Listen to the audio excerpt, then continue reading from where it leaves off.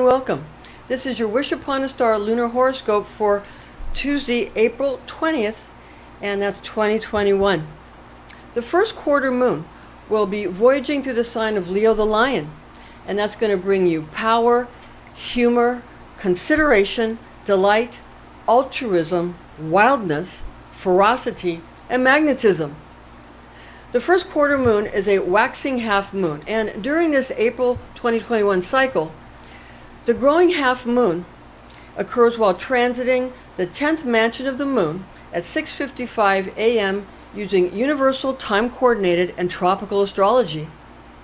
Luna's activation of lunar mansion number 10 during a waxing half moon at 50% light is potent for performing projective magic, spells, and rituals.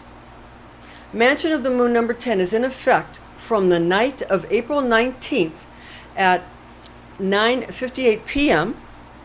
until the night on April 20th at 10:18 p.m.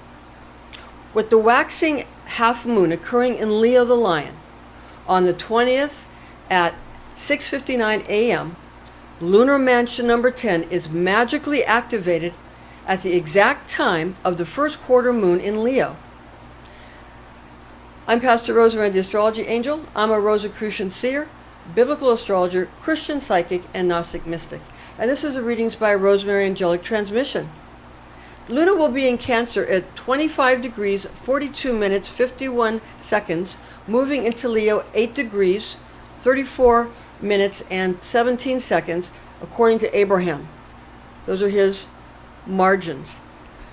Now, the stars to wish upon inside the 10th mansion of the moon, Al-Jaba, are named Regulus and Adhafera, that dwell in the brow of Leo and also in the heart of the great Arabic lion.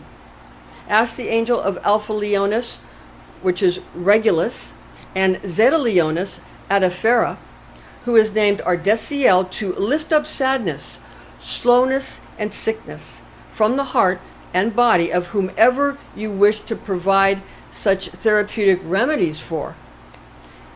Then give medical tonics or medicinal tonics and remedies, tinctures, potions, these kinds of healing therapeutics prepared for such healings to the person. Now, sorceresses and sorcerers use this mansion to display an image of the head of a lion to heal illnesses, infirmities, and to make the birthing of a child untroubled. Agrippa reveals this mansion's name as being Algelioche,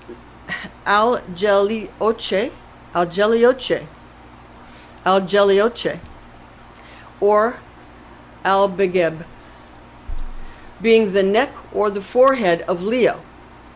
Mansion of the moon number 10 fortifies structures, bestows adoration, devotion, intimacy, generosity, and support against either competitors or against rivals, opponents, that kind of thing.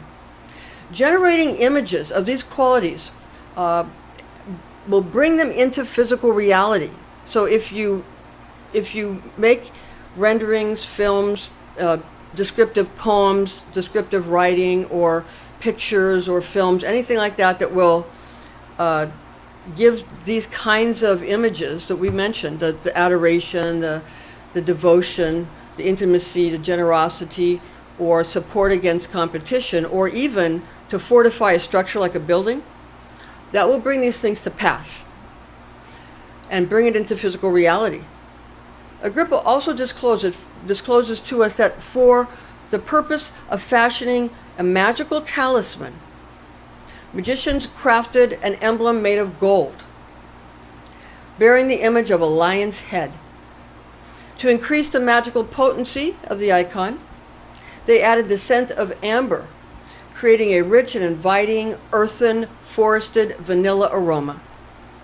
Moreover, this completed insignia helped to cause delivering of an infant to be uncomplicated and successful, as well as to bring healing and curative medicinals, as we mentioned, and the actual healing of the individual with, as we said, those that have ailments or illnesses would be healed, and this is, or cured, according to Agrippa. And of course, nowadays it's all done under a doctor's care, because these are very ancient writings, but the sources go way back to the Imperatrix and books like that. But so nowadays you would obviously go to a physician, but this is where these things come from. And you can aid that healing with the image of a lion's head, and again, the use of gold. And we mentioned the things you could use to perfume or scent any icon you make. According to Kabbalistic lore, Cancer is ruled by Luna or the moon, while Leo, the lion, is ruled by the sun. So, because it goes from the end of Cancer to the beginning of Leo, the last part of Cancer to the beginning part of Leo, this mansion, according to Abraham. Now, Cancer birthstone is ruby, and Leo's birthstone is peridot. Rosaries and amulets using peridot for Leo are magically potent for this praxis. Kabbalistic and alchemical planetary associations, in this instance of a waxing half-moon in Leo, whilst transiting through lunar mansion number 10, could be utilized with perfumes, essential oils, herbs, or flowers, as well as colors. Planetary alchemical metals, in this case, would indicate gold for Sol, or the sun. Gold is practical and it's workable for this operation. Regarding the Leo birthstone of peridot, this could be used for an amulet, gemstone, talisman, as well as for rosary beads, or also gold could be used for forming a rosary chain, and or an amulet base or jewelry setting. So you could make a rosary out of gold chain. You can put peridot beads, and it would bring the healing powers of and the ease of birth for a rosary to this mansion. You use it during the mansion, or you use a talisman. You can use a peridot gemstone, and you could make the bezel or the base out of gold, or you can make a ring with a gold setting, and you can use peridot as the gemstone. So it would be beautiful. It's sort of like a green, like a peridot, and a green, and then the gold would be very beautiful, kind of a golden and a green. Now, since Agrippa recommends gold as the alchemical metal of choice for forming a magical talisman, this is an excellent selection. So Agrippa recommends it, and it's Kabbalistically true to the ancient lore. It's important to note here that according to Vivian Irwin Robson, author of the book The Fixed Stars and Constellations in Astrology, the Greek astronomer Ptolemy attributes the star Regulus, which finds placement in the heart of Leo, as having the qualities of Mars and Jupiter.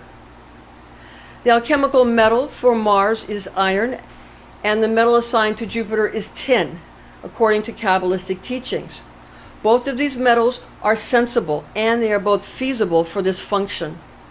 Regarding the star Adhafera, that is located specifically in the mane of the lion, Ptolemy divulges it as being attributed to the planets of Saturn and Mercury in regards to the planetary nature of this portion of the constellation of Leo. So the stars in that portion. Now, Saturn is associated with the alchemical metal of lead, and Mercury corresponds to the alchemical metal of quicksilver, which presents as a liquid metal at room temperature.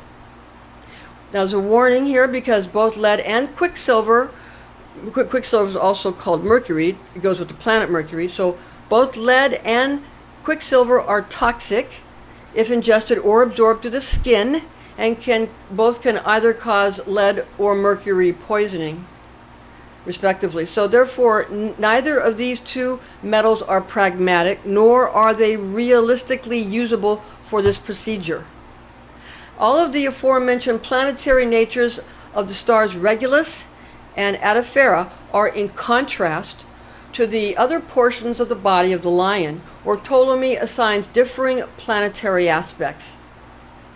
Since Agrippa recommends the use of gold as the alchemical metal to use for this mansion, and since the use of gold is recommended in Kabbalistic lore for magical talismans created for use during transits through the sign of Leo the Lion, Gold is a superb selection.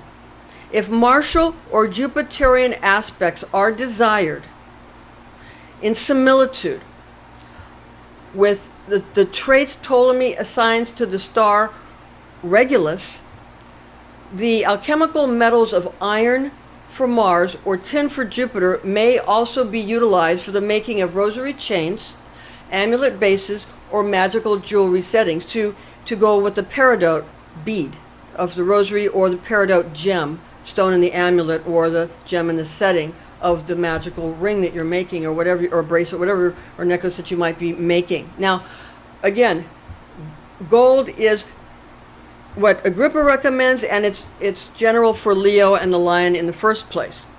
Nevertheless, Regulus itself, as we said, Adhafera in the main is lead and mercury, and those are toxic, so you cannot use those in this kind of common usage.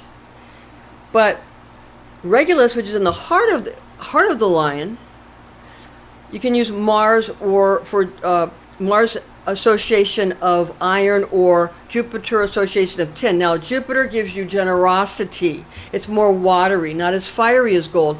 Jupiter is more watery. It's more magnanimous. It spreads out very large. I wouldn't say it's more magnanimous than gold, because the sun in actuality is bigger than Jupiter, as obviously, but Jupiter just has more.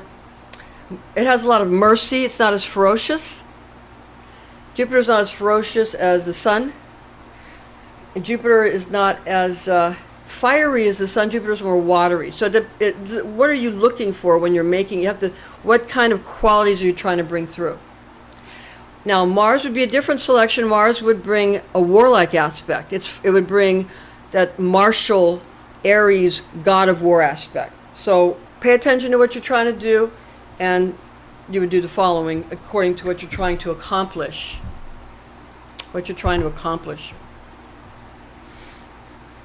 Now, keep in mind that the number assigned to each mansion of the moon may vary, relying upon both the cultural and the astrological attributes of the system being used.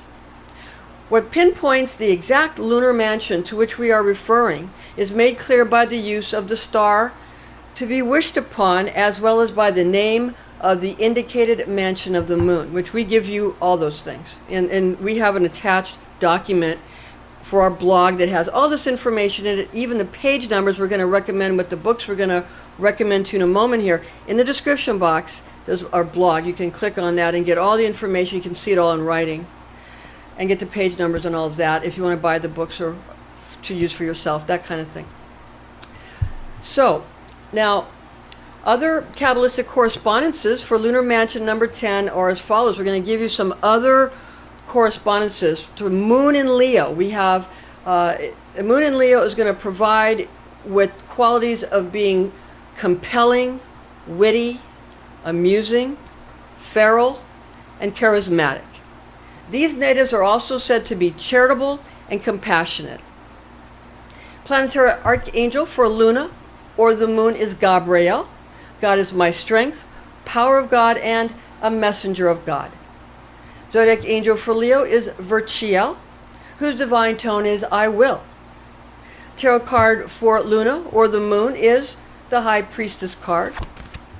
You have the High Priestess sitting between her pillars of Joachim and Boaz, with the pomegranates behind her head, with the moon lunar triple goddess crown upon her head. She has a cross on her chest, the Torah scroll in her hand, and she has the waters of life from the consciousness of God flowing over her and into the receptive crescent moon. This is the tarot card for the moon, and it's Hebrew letter association is Gimel, which means camel, and that is the path to the higher self. Those of you who have your Bibles with you, if you look in Psalm 119, look under Gimel. There's the Hebrew letters all listed. Gimel is the third Hebrew letter. Look where it says, not all Bibles have the Hebrew letters listed in Psalm 119, but many do. So You can read the Bible verse, the psalm that goes with the letter Gimel, with the High Priestess card, and with the moon. Remember, like in Int'l, pictures, books for women, and the Torah scroll, the writing for men. That's from Int'l, right? Remember that? It's the right brain and the left brain. That's all it is. Now, the Western Array musical note for the moon or Luna is F. And we're going to play that for you now on the tuning fork.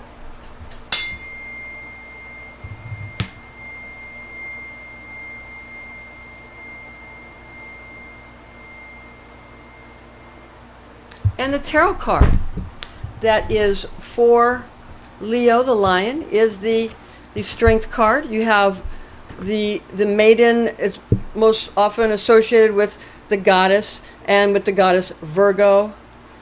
And she has the infinity symbol above her head. She's wearing a crown wreath in her hair. She's wearing white. And she's taming the lion. She's taming the lion with her gentleness and her kindness. And there's the Mound of Creation in the background here, the Mound of Creation. A very beautiful card, the Strength card, very powerful card if you need strength. That gives it to you. Now, and that goes with Leo the Lion. And the divine tone of I Will, and the Zodiac Angel of H.O.A.F for Leo. The Western Array musical note for Leo is A. And we're going to play that for you now on the tuning fork.